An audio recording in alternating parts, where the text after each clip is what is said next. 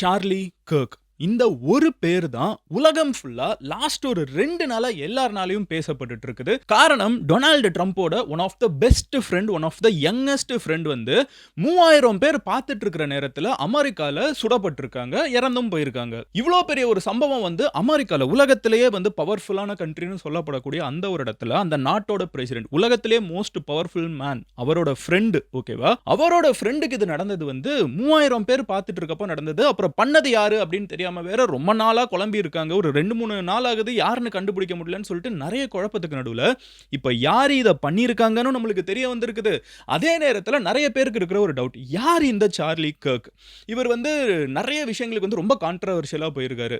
ஒரு குழந்தை வந்து என்னானாலும் யாருனாலும் பெத்துக்கணும், ஒரு குழந்தைய வந்து அபார்ட் பண்ற உரிமை வந்து ஒரு பொண்ணுக்கு கிடையாது, அந்த பொண்ணு என்னானாலும் பிரெக்னன்ட் ஆயிட்டா அம்மா ஆகியே தீரணும், அந்த பொண்ணு வந்து அபார்ட்டே பண்ணக்கூடாது வாழ்நாள் ஃபுல்லான்னு பேசினதுல இருந்து, அது வந்து ஒரு பொண்ணை ஒருத்தன் பாலியல் பலாத்காரம் பண்ண ஒரு 10 வயசு சிறுமியா இருந்தா கூட குழந்தையை பெத்துக்கணும்னு சொன்ன ஒரு ஸ்டேட்மெண்ட்ல இருந்து அமெரிக்காவை மறுபடியும் தன்னோட பாஸ்ட் க்ளோரிக்கு கொண்டு போகணும், அமெரிக்காவுக்கு வந்து பயங்கரமா சப்போர்ட் பண்ணி அமெரிக்கா தான் உலகத்திலே பெரிய நாடுன்னு பேசின ஒரு எண்டும், இதுக்கு நடுவில் இந்தியா பத்தி வந்து இந்தியன்ஸ் எல்லாம் வர வேணாம் அமெரிக்காவுக்கு, ஆல்ரெடி இந்த நாடு ஃபுல்லா இருக்குதுன்னு பேசின ஒரு விஷயமா இருக்கட்டும், இந்த இந்தியன் இமிகிரன்ட்ஸ் இங்க நிறைய பேர் அங்க போய் வேலை பார்த்துட்டு இருக்காங்க, அவங்க எல்லாம் இனிமே வர வேணாம், இங்க ஆல்ரெடி வந்து கூட்டமா இருக்குது, இவங்க எல்லாம் திருப்பி அனுப்புங்க அப்படின்னு பேசினதுல இருந்து இந்தியா பாகிஸ்தான் பிரச்சனை இல்ல, இந்தியாவுக்கு சப்போர்ட் பண்ணி பேசினதும் அப்படின்னு சொல்லிட்டு கான்ட்ரோவர்ஷியல் ஃபிகர், ஒரு ஒப்பீனியன் மேக்கர். அவர் சொல்றது வந்து திடீர்னு பாத்தீங்கன்னா அப்படியே ஆப்போசிட்டா இருக்கும், திடீர்னு வந்து நல்லா தானே பேசுறாருன்னு தோணும். இந்த மாதிரி ஒரு கான்ட்ரோவர்ஷியல் ஃபிகரா இருக்கக்கூடிய இந்த சார்லி கர்க் வந்து உண்மையிலே யாரு, எதனால இவரை வந்து 3000 பேர் பார்த்துட்டு இருக்கப்போ ஒருத்தன் வந்து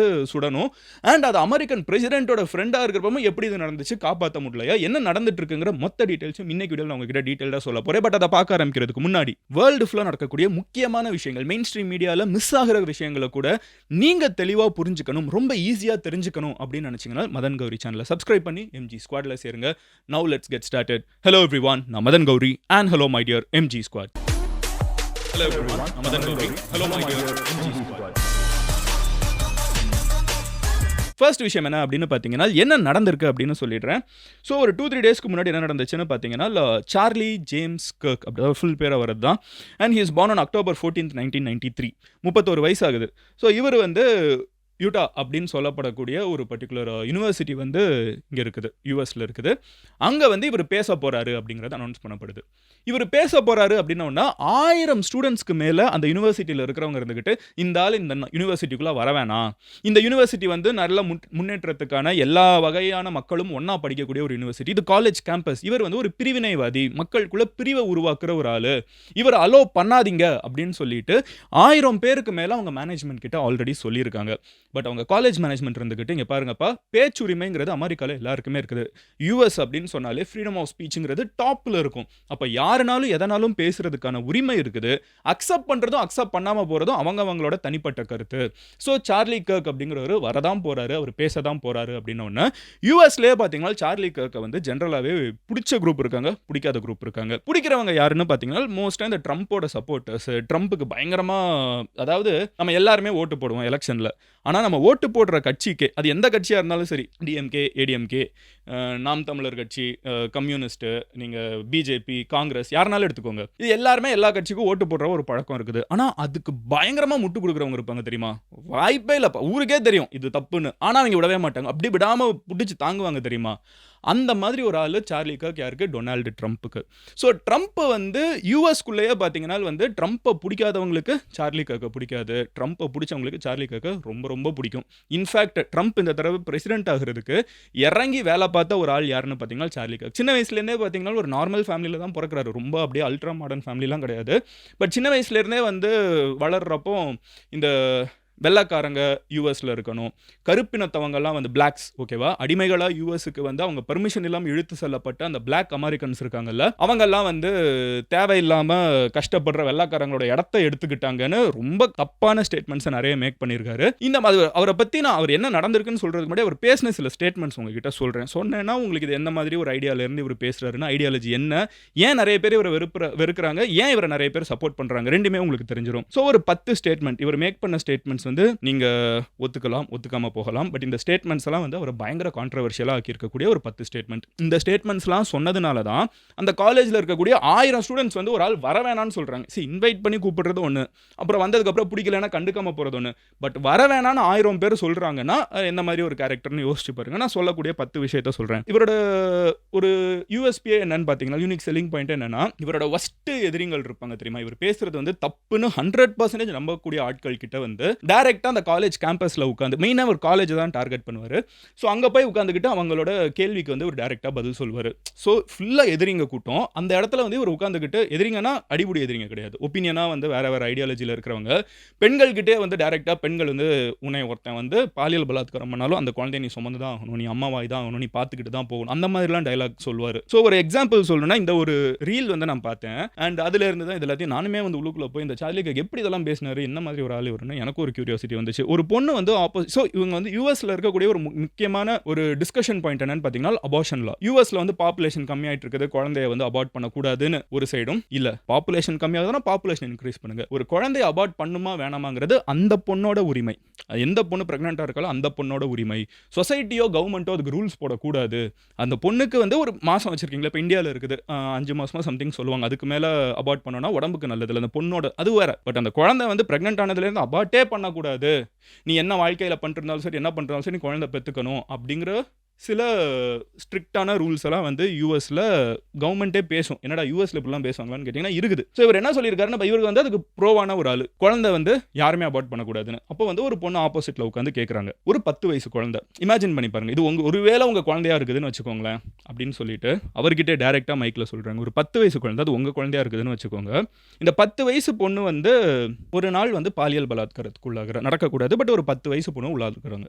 இப்போ இந்த பொண்ணு வந்து 10 வயசு குழந்தை, ஒரு பொண்ணு வந்து பிரெக்னென்ட்டா இருக்காங்க. இப்போ இந்த குழந்தைய பெத்துக்கணுமா வேணாமா, இப்போ அபார்ட் பண்ணலாமா கூடாதான்னு கேட்டதுக்கு சார்லி கர்க் இருந்துகிட்டு, அபார்ட் பண்ணக்கூடாது, அந்த குழந்தைய பெத்துக்கணும், பாலியல் பலாத்காரம் பண்ணி 10 வயசு பொண்ணு வந்து பிரெக்னென்ட் ஆனா கூட அந்த குழந்தைய பெத்துக்கணும்னு ஒரு டைம் பேசியிருக்காரு. அப்புறம் வந்து ஒரு ஃப்ளைட்ல வந்து நான் ஏறுறப்போ ஒரு பிளாக் ஒருத்தர், கருப்பினத்தை ஒருத்தர் வந்து, அமெரிக்கன் ஆப்பிரிக்கன் வந்து ஒருத்தர் வந்து பைலட்டா இருந்தார்னா எனக்கு பயமாயிடும், அவர் படிச்சு தான் வந்திருக்காரு இல்லை திருட்டுத்தனமா வந்திருக்காருன்னு நான் யோசிப்பேன். இந்த ஸ்டேட்மெண்ட்லாம் ரொம்ப தப்பான ஸ்டேட்மெண்ட். ஏன்னா கருப்பினத்தவங்கலாம் படிக்காதவங்க, பைலட் ஆளர்களுக்குலாம் உங்களுக்கு அறிவில்லை, அந்த மாதிரி ஒரு ஸ்டேட்மெண்ட் மேக் பண்ணியிருக்காரு. மூணாவது வந்து டிரான்ஸ் பீப்புள் இருப்பாங்கல்ல, எல்ஜிபிடி ரைட்ஸ் பேசுறப்போ டிரான்ஸ் அதுக்குள்ள இருக்காங்க, நம்ம ஊர்ல திருநங்கைகள்லாம் சொல்லுவாங்கல்ல, இந்த டிரான்ஸ் பீப்புள்லாம் வந்து உரிமைகள் வேணும்னு கேட்குறாங்க. அவங்கெல்லாம் வந்து எந்த உரிமையும் இல்லாதவங்க. இப்போ நான் வந்து ஒரு கருப்பு மாஸ்க்கை போட்டு எனக்கு கருப்பினத்தவங்களுக்கு இருக்கக்கூடிய உரிமையெல்லாம் கொடுங்கன்னா கொடுத்துருவீங்களா? ஏன் டிரான்ஸ் பீப்புளுக்கு மட்டும் அதெல்லாம் கொடுக்கணும், அவங்களுக்கு அதெல்லாம் கொடுக்கக்கூடாது அப்படின்னு சொல்லி ஸ்டேட்மெண்ட் மேக் பண்ணியிருக்காரு. அப்புறம் வந்து கருப்பினத்தவங்கெல்லாம் அமெரிக்காவுக்கு வந்து வெள்ளை இன மக்களோட இடங்களை வந்து பிடுங்கிட்டாங்க. பெரிய பெரிய அட்வொகேட்ஸ், பெரிய பெரிய ஜட்ஜஸ், டாக்டர்ஸ், இன்ஜினியர்ஸ் அவங்களெல்லாம் பார்த்துட்டு வெள்ளைக்காரங்க இருக்க வேண்டிய இடத்துல நீங்கள் வந்து உட்காந்துக்கிட்டீங்க, உங்களுக்குலாம் இங்கே உரிமையே கிடையாது அப்படின்னு சொல்லி டைரெக்டாகவே பேசியிருக்காரு. மார்ட்டின் லூத்தர் கிங், உலகம் ஃபுல்லாக வந்து அதிகமாக போற்றப்படக்கூடிய ஒரு பர்டிகுலர் தலைவர், காந்தி மாதிரி, நெல்சன் மண்டேலா மாதிரி, மார்ட்டின் லூத்தர் கிங் ஒரு கருப்பின குழந்தையும் வெள்ளையின குழந்தையும், ஒரு ஒயிட் அண்ட் பிளாக் சைல்டு வந்து ஒன்றா கைகோர்த்து நடந்து போகணும், அந்த நாள் வந்து அமெரிக்காவில் வந்து உண்மையிலே சுதந்திரம் இருக்கும், ஐ ஹேவ் அ ட்ரீம் அப்படின்னு சொல்லி அந்த ஸ்பீச் கொடுத்த மார்ட்டின் லூத்தர் கிங். அதாவது மக்கள் வந்து இந்த நிறம், அப்புறம் வந்து லாங்குவேஜ் இதெல்லாம் வச்சு பிரிஞ்சுக்கிட்டு சண்டை போடாமல் எல்லாரும் ஒன்று சேர்ந்து மனிதர்களாக இருக்கணும்னு சொன்ன மார்ட்டின் லூத்தர் கிங் வந்து ஒரு ஃப்ளாட் மேன், அவர் ஒரு தவறான மனிதன், அவரை வந்து ஓவர் ஹைப் பண்ணி வச்சிருக்காங்க ஹிஸ்டரியில் அப்படின்னு சொல்லிட்டு சார்லி கர்க் பேசியிருக்காரு. பெண்கள் வந்து என்றைக்குமே ஆண்களுக்கு கீழே பத்திரமா நல்ல லீடராக இருக்கிற ஆண்களுக்கு கீழே இருந்துக்கணும், அவங்க முன்னேறி தனியாக போகிறது வந்து அவங்களுக்கு நல்லதில்லை அப்படின்னு இருக்காரு. அப்புறம் வந்து அமெரிக்காவில் வந்து துப்பாக்கி கலாச்சாரம்ங்கிறது ஒரு மிக மோசமான ஒரு கலாச்சாரம், எல்லாருமே துப்பாக்கி லைசன்ஸ் இருந்தால் வச்சுக்கலாம் அப்படின்னு ஒரு கலாச்சாரம் இருக்குது.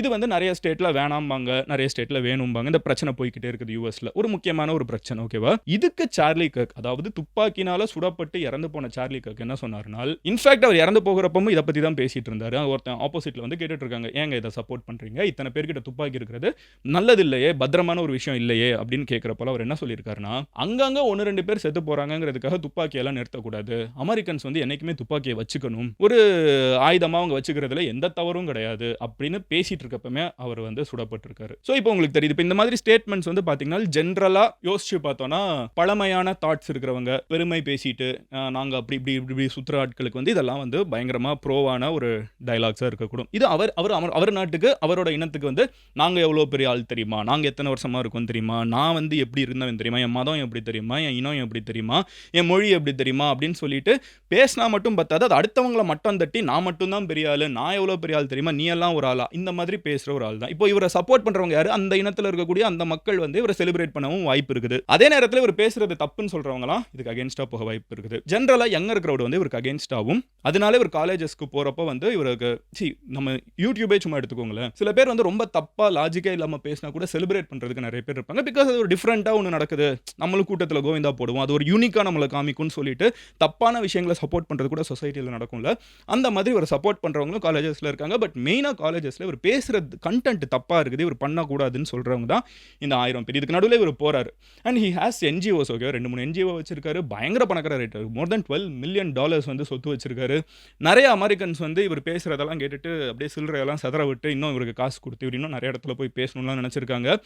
இதுக்கு நடுவில் என்ன ஆகுதுன்னு பார்த்தீங்கன்னா, சார்லி கர்க் வந்து அந்த இடத்துல போய் உட்காந்து பேச ஆரம்பிக்கிறார். யூட்டால அந்த யூனிவர்சிட்டியில் உட்காந்து பேச ஆரம்பிக்கிறாரு. அப்போ தான் ஒருத்தங்க வந்து கேள்வி கேட்டுட்டு இருக்காங்க, நீங்கள் வந்து இந்த டிரான்ஸ்ஜெண்டர், இந்த திருநங்கைகளுக்கு எதிராக வந்து நிறைய தப்பாக பேசிகிட்டு இருக்கீங்க, நீங்கள் ஏன் வந்து இப்படிலாம் தப்பாக பேசுகிறீங்கன்னு கேட்டுட்டு இருக்கப்பமே அவர் மேலே வந்து ஒரு குண்டு பாயுது.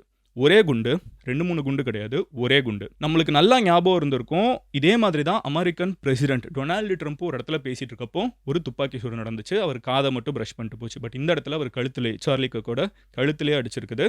பயங்கரமாக ரத்தம் வந்திருக்குது. கூப்பிட்டு போகிறதுக்குள்ளே வந்து அவர் இறந்துட்டாரு அப்படின்னு தான் சொல்கிறாங்க. இதை அமெரிக்கன் பிரசிடென்ட் வந்து அனௌன்ஸ் பண்ணுறாரு. சொல்லிட்டு அமெரிக்காவில் இருக்கக்கூடிய எல்லா கொடிகளையும் ஹாய்ஸ்டில் வந்து பறக்க விடுறாங்க. ரொம்ப க்ளோஸான ஒரு ஃப்ரெண்டு, ரொம்ப யங்கான ஒரு ஃப்ரெண்டு. சில பேர் நம்ம பார்த்துருப்போம், ரொம்ப மெச்சோர்டான எக்ஸ்ட்ரீமான ஏஜ்டான லீடர்ஸாக இருப்பாங்க. பட் ரொம்ப யங்காக ஒரு ஃப்ரெண்டு வச்சிருப்பாங்கல்ல, ட்ரம்ப்போட அந்த ஃப்ரெண்டு சார்லி கர்க். இவ்வளோ பெரிய ஒரு விஷயம் நடந்திருக்குது, யாருன்னு யாருக்குமே தெரியல. ஏகப்பட்ட கேமராஸ், யோசிச்சு பாருங்க, 3000 பேர் இருக்கிற இடத்துல எத்தனை கேமரா, எத்தனை ஃபோனு, எத்தனை CCTV யூனிவர்சிட்டிக்குள்ள, யாருன்னு தெரியல. கடைசியில் பார்த்தா ஒரு பையன் வந்து ஒரு பெரிய ஹைட்டான பில்டிங்ல இருந்து குதிச்சு ஓடுற மாதிரி ஒரு ஃபுட்டேஜ் மட்டும் கிடைக்குது.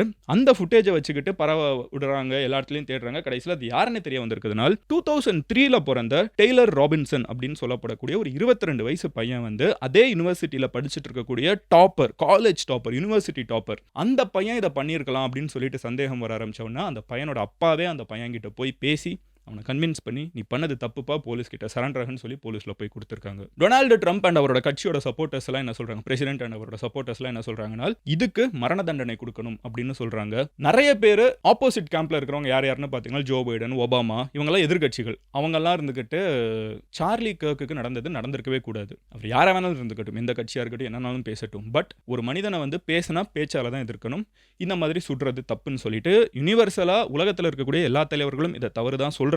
நம்மளும் அதே தான் சொல்றோம், இது தவறு தான். அவர் பேசினது என்னவா இருக்கட்டும், என்னவாலும் இருக்கட்டும், பட் ஒரு மனிதனை ஒருத்தன் பேசுறதுக்கு பேச்சால தான் எதிர்க்கணும். எந்த விதத்திலையும் துப்பாக்கி குண்டு வந்து எதுக்குமே பதில் ஆகாது. ஆனா இதை புரியாத டெய்லர் ராபின்சன் அப்படிங்கிற இந்த 22 வயசு பையன் வந்து இப்போ கஸ்டடிக்குள்ள எடுக்கப்பட்டிருக்கான். And he is a topper, he is not a regular, நம்ம இந்த IQ டெஸ்ட் எல்லாம் வைப்பாங்களே, டாப் பயங்கர பிரெயினியான விட்டுருந்தா அவன் மாதிரி ஒரு பெரிய ஸ்டார்ட் அப் ஆரம்பிச்சு ஒரு பெரிய கம்பெனி, அந்த அளவுக்கு பிரெயினியான ஒரு பையன். ஆனால் அந்த பையன் இதை பண்ணியிருக்கான். இன்ஃபேக்ட் அவன் வந்து மாற்றுறதுக்கு காரணமே அவங்க அப்பா வந்து அவனை போய் கன்வின்ஸ் பண்ணி வாப்பா அப்படின்னு யோசிச்சு பாருங்க. 3000-4000 பேர் இருக்காங்க, அத்தனை கேமராஸ் இருக்குது, அத்தனை CCTV இருக்குது, இவ்வளோ இதுக்கு நடுவில் அவன் யாருன்னு கண்டுபிடிக்க முடியல. பட் அவங்க அப்பாவா சந்தேகம் வந்து அவன் கிட்ட போய் பேசி சரண்டர் பண்ண சொல்கிற அளவுக்கு எஸ்கேப் ஆகவும் தெரிஞ்ச ஒருத்தன் வந்து இந்த மூளையை பாசிட்டிவான ஒரு விஷயத்துக்கு, இதே சார்லி கர்க்கை கவுண்டர் பண்ணி பேசுறதுக்கு யூஸ் பண்ணியிருந்தா பெட்டராக இருந்திருக்கும். பட் துப்பாக்கினால யூஸ் பண்ணதுனால இந்த ஒரு அசம்பாவிதம் ஏற்பட்டிருக்குது. ஸோ ஓவரால் இதுதான் சார்லி கர்க். அண்ட் நீங்கள் ஒன்று கேட்டிருப்பீங்க, மதன் ஆப்ரேஷன் சிந்தூர் பற்றி நீ ஏதோ சொன்னீங்க. ஆப்ரேஷன் சிந்தூர் நடந்தப்போ சார்லி கர்க் வந்து பாகிஸ்தானில் தீவிரவாதிகள் இருக்காங்க அப்படின்னு சொன்ன ஒரு ஆள். இன்ஃபேக்ட் டொனால்டு ட்ரம்ப் வந்து பாகிஸ்தானுக்கு அப்போ சப்போர்ட்டாக பேசிட்டு இருந்தார் நிறைய சுச்சுவேஷனில், நம்மளுக்கு தெரியும். பட் சார்லி கர்க் வந்து ரொம்ப தெளிவாக, இல்லை பாகிஸ்தானுக்குள்ள தீவிரவாதிகள் இருக்காங்க, இந்தியா மேலே எந்த தப்பு கிடையாது, இது பாகிஸ்தான் தான் எல்லா தப்பும் பண்ணிருக்காங்க, அந்த இடத்துல கொஞ்சம் சென்சிபிளாக பேசினாலும், இன்னும் ரெண்டுல H1B விசாவை நிறுத்தணும். அமெரிக்காவில் வந்து ஆல்ரெடி வெள்ளாக்காரங்க நிறைய பேர் இருக்கும், இங்கே ஹவுஸ்ஃபுல் ஆயிடுச்சு, இந்தியன்ஸ் எல்லாம் இனிமேல் இங்கே வரக்கூடாது, அவங்களெல்லாம் திருப்பி அனுப்புங்க. அவங்க ஊரில் ஹவுஸ்ஃபுல் ஆச்சா? உண்மையிலே ஆகலை. நீங்கள் கொஞ்சம் ப்ராக்டிக்கலாக யோசிச்சு பாருங்க. அவ்வளோ பெரிய ஒரு கண்ட்ரி, அவங்க பாப்புலேஷன் ஒரு நம்பரே கிடையாது அவங்க கண்ட்ரியோட சைஸுக்கு. அண்ட் இங்கேருந்து போகக்கூடிய இந்தியன்ஸ் எல்லாம் வந்து இல்லீகலாக போகிறவங்க இருக்காங்க, இல்லைன்னா சொல்ல, but it's a very minuscule number. ரொம்ப லீகலாக ப்ராப்பராக போய் அங்கே உலகத்தோட மோஸ்ட் பவர்ஃபுல் கம்பெனி, இந்த வீடியோ நீங்கள் பார்த்துட்டு இருக்கிறது கூட யூடியூப்ல கூகுளோட, அதோட ஹெட் கூட சுந்தர் பிச்சை, சத்யா நடலா மைக்ரோசாஃப்டோட ஹெட், நீங்க எந்த சோசியல் மீடியா எடுத்தீங்கனாலும், எந்த மிகப்பெரிய கம்பெனி எடுத்தீங்கனாலும், Appleல அத்தனை இந்தியன்ஸ் இருக்காங்க. Xல அத்தனை இந்தியன்ஸ் இருக்காங்க. Teslaல அத்தனை இந்தியன்ஸ் இருக்காங்க. இந்தியன்ஸ் அங்க போய் அவங்க நாட்ட முன்னேற்றி குடுத்துட்டு இருக்கோம். நீங்க அது வேணான்னு சொன்னீங்கன்னா, எங்க நாட்ட முன்னேற்ற வேணாம் அப்படின்னு சொல்லி வேணான்னு சொல்லுங்க. பட் இந்தியன்ஸ் இங்க வர்றதுக்கான தேவை இல்லன்னு சொல்லாதீங்க.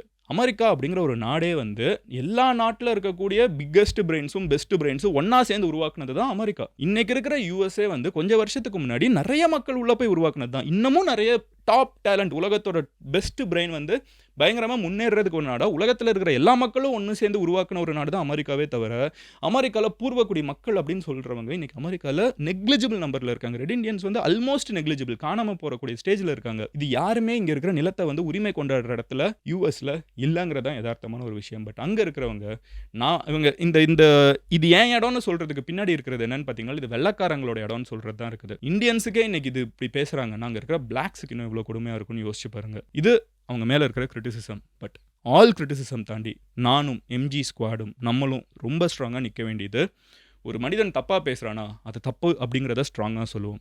ஆனா அதுக்காக ஒரு மனிதனை கொல்றதுங்கிறது எந்த விதத்திலும் பதிலாகாது. இதை நானும் 100% தவறுங்கிறத ரெஜிஸ்டர் பண்றேன். நாளைக்கு இன்னொரு வீடியோல பார்க்குறேன். உங்க ஃப்ரெண்ட்ஸ் யாராவது சார்லி கர்க் யாரு, எதுக்கு இவரை பத்தி இவ்வளோ பேசிட்டு இருக்காங்கன்னு யோசிச்சுட்டு இருந்தாங்கன்னா, அவங்க கிட்ட இந்த வீடியோவை ஷேர் பண்ணுங்க. Until then, bye Madan Gowri. Signing off here. Love you all. Take care. Bye. Cheers MGs.